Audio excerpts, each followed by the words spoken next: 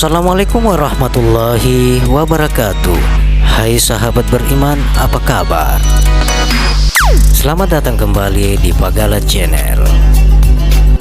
Video kali ini kami akan membahas tentang keagungan Bismillahirrahmanirrahim.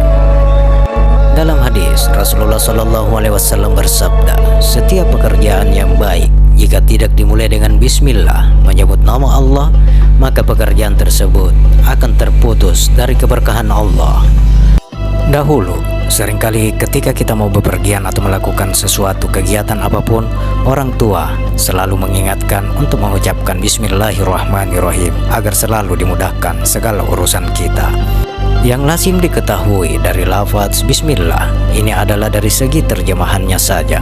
Namun belum banyak dari kita yang mengetahui makna dan keajaiban dari lafaz Bismillahirrahmanirrahim tersebut. Mufti Shafi'i Utsmani radhiyallahu anhu dalam kitab tafsirnya Ma'riful Quran memberikan penjelasan secara bahasa tentang makna lafaz Bismillah. Menurut beliau, lafaz Bismillah terdiri dari 3 suku kata, ba, isim, dan Allah. Kata ba memiliki 3 konotasi dalam bahasa Arab. Pertama, mengekspresikan kedekatan antara 2 benda yang satu dengan lainnya, hampir tidak memiliki jarak. Kedua, mencari pertolongan dari seseorang atau sesuatu. Ketiga, mencari berkah dari seseorang atau sesuatu. Kata isim secara sederhana diartikan sebagai nama, sedangkan kata Allah merupakan gabungan dari kata al dan illah. Kata al mempunyai fungsi definisi dalam bahasa Arab, yaitu untuk menunjukkan sesuatu yang khusus, sedangkan kata illah mengandung arti sesuatu yang disembah. Kata Allah juga mengacu kepada suatu zat atau esensi yang tidak bisa dinisbatkan kepada yang lain melainkan hanya kepada Allah sendiri. Kata Allah juga merupakan bentuk tunggal yang tidak mempunyai bentuk dual atau jamak. Hal ini menguatkan makna keesaan pada Allah. Singkatnya, kata Allah mengandung makna kesempurnaan. Berdasarkan penjelasan di atas, Mufti Shafi'i Utsmani radhiyallahu anhu berpendapat ada 3 makna lafaz Bismillah dalam kaitannya dengan konotasi kata ba. Pertama, dengan nama Allah Subhanahu wa Ta'ala. Kedua, dengan pertolongan nama Allah Subhanahu wa Ta'ala. Dan yang ketiga, dengan berkah nama Allah Subhanahu wa Ta'ala.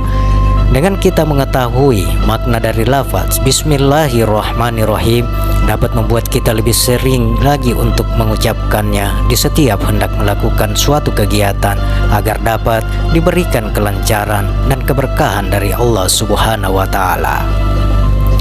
Dalam hal ini, selain kita mengkaji makna secara bahasa dari lafaz Bismillahirrahmanirrahim, kita juga mengungkap keajaiban dari lafaz tersebut. Keajaiban ini dikisahkan sebagaimana yang ada di dalam kitab tafsir Ar-Razi yang ditulis oleh Imam Fakhruddin Ar-Razi. Dalam kitab tafsirnya, saat menafsirkan surat Al-Fatihah, Imam Ar-Razi menuliskan sejumlah kisah yang menceritakan aspek spiritual dari lafaz Bismillahirrahmanirrahim. Ada beberapa kisah yang dituliskan di dalam kitab tafsirnya. Namun, dalam hal ini kami memaparkan 3 kisah saja dari apa yang dituliskannya. Kisah Nabi Musa dan Bismillah. Nabi Musa merasakan sakit di perutnya. Beliau mengadu pada Allah yang kemudian menyuruhnya mengambil sejenis daun di padang pasir. Nabi Musa mengunyahnya dan sembuh dengan izin Allah.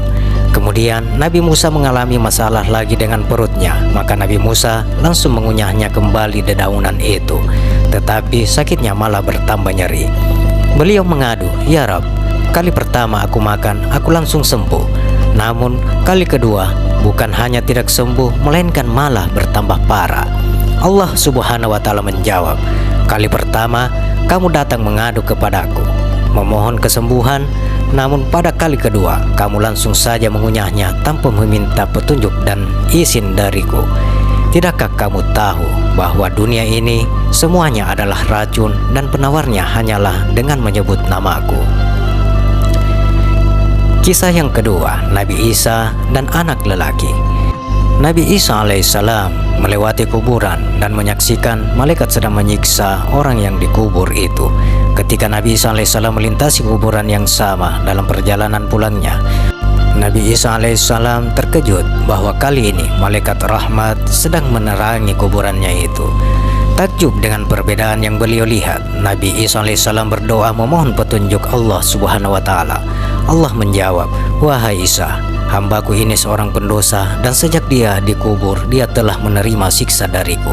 Namun dia meninggalkan istri yang hamil saat dia wafat.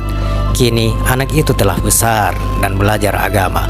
Gurunya mengajarkan anak lelaki itu mengucap Bismillahirrahmanirrahim. Oleh karena itu, aku tidak lagi menghukum penghuni kubur itu sejak anaknya menyebut namaku di muka bumi ini." Ketiga, Nabi Musa dan Fir'aun. Diriwayatkan bahwa sebelum Fir'aun mengklaim dirinya sebagai Tuhan, dia membangun sebuah istana dan menulis di atas pintunya Bismillah. Ketika dia ingkar dan mengaku sebagai Tuhan, Allah mengutus Nabi Musa. Nabi Musa mendakwai Fir'aun, tetapi tidak melihat tanda-tanda Fir'aun menerima dakwanya. Kemudian mengadulah Nabi Musa pada Allah, "Ilahi, aku ajak Fir'aun tetapi dia menolak.